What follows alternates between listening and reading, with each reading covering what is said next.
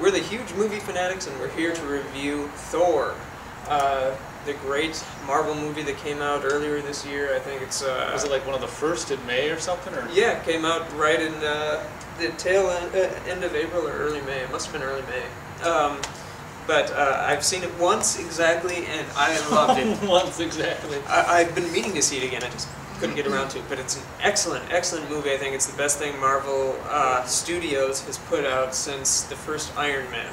It was great because it was a Shakespearean play. You had all these like little Shakespearean elements of coup d'etats and stuff within the kingdom of the heavens, and you had a great father-son relationship, and brothers that hate each other, and all this stuff that worked so beautifully in the movie. And then you had this flip side, down on Earth stuff, which was really quite funny. There were great, genuine laughs down on the Earth side of things once Thor, who's the great, mighty, powerful Norse god, descends onto Earth and is nothing but a mere human.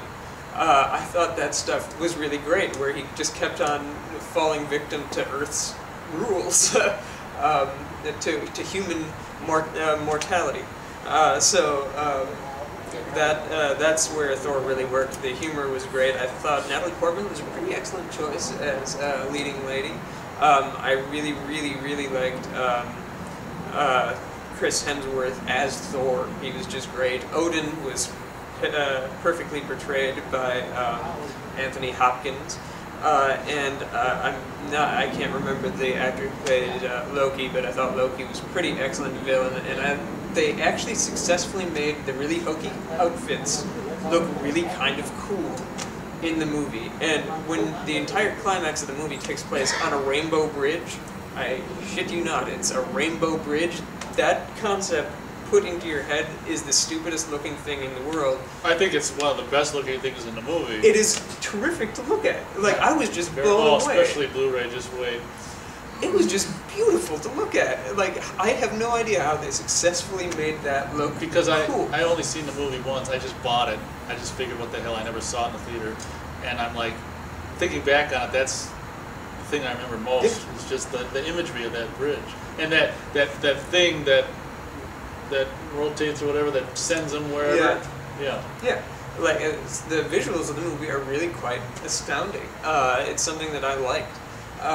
And I liked the side characters, the other Norse god characters that were sort of there to help him out, that also show up on Earth. I liked the little throw to the giant mutant or machine that comes down onto Earth that Thor has to fight. Everybody's standing around like, is this one of Tony Stark's creations? I like that. He doesn't tell me anything. That was really cool. Yeah, like the incorporated little things like that. If you stayed after the end credits, you saw the cosmic cube, which went missing if you saw Captain America. That was what was lost at the end of the movie. And so there were a lot of little things that they sort of tied into the Marvel world, and you saw the first glimpse of Hawkeye, who was the dude who had the bow and arrows, the archer, that shows up when Thor is going through the military base surrounding the hammer.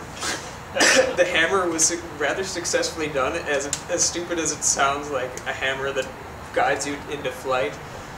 Really kind of worked in the movie. They made a lot of ridiculous things work successfully in an action movie setting, and I think it works because it's a Shakespearean play, and it blended comedy with some pretty great characters.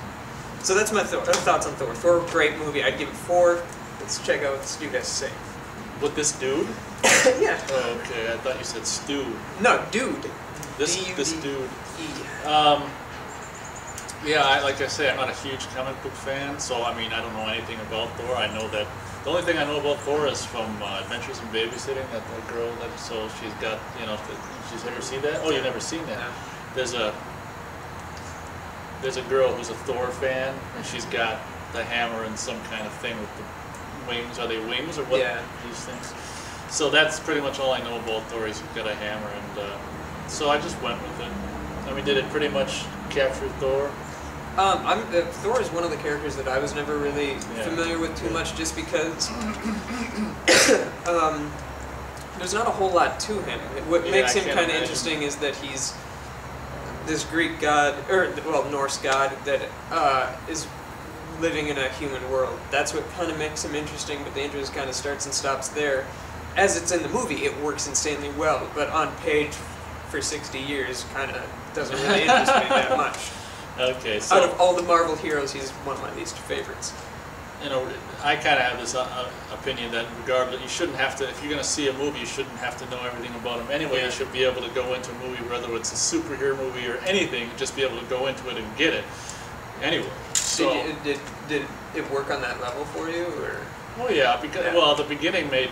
Well, I was all confused about the beginning. It was very dark too on the beginning The stuff. opening couple scenes, yeah. Like insanely dark, and I have to watch it more to try to get that. But after a while, I started to get it. I didn't exactly know where they were and where they were going and how they. But the stuff that looked like it was Earth, I figured it was probably Earth and stuff Yeah. like that. So I think I followed that. But some of the comedy with. I think Natalie Portman's friend was. Some of her lines were pretty funny. Yeah, she was good. She was pretty sexy. I Kat think Dennings. that's she was in that movie. I've never seen it, but I've seen her on the cover in the back of Playlist. Someone's Infinite Playlist. Yeah, So yeah. she got some in that on the covers in the back of that. She's got some. she's I got first some saw breastage, her and I in- wish they would have shown. She's she was from like what was Hilary Duff's show? Yeah, I She was couldn't on tell ya. Hilary Duff's show, but she was in the 40-Year-Old Virgin, and she was really good in that. She played the daughter of the girl that he's interested in. But she has really good comedic timing. I'd like to see her go further. And the fact that she was in a big movie like Thor, I think, is going to help her. She now has a TV show. But yeah, I thought she was good. She was quite funny. And that humor always helps something when it is something that's so unbelievable. The fact that these characters are pointing out how kind of crazy and unbelievable it is really kind of helped. Yeah. So. I guess I don't have a whole lot to say.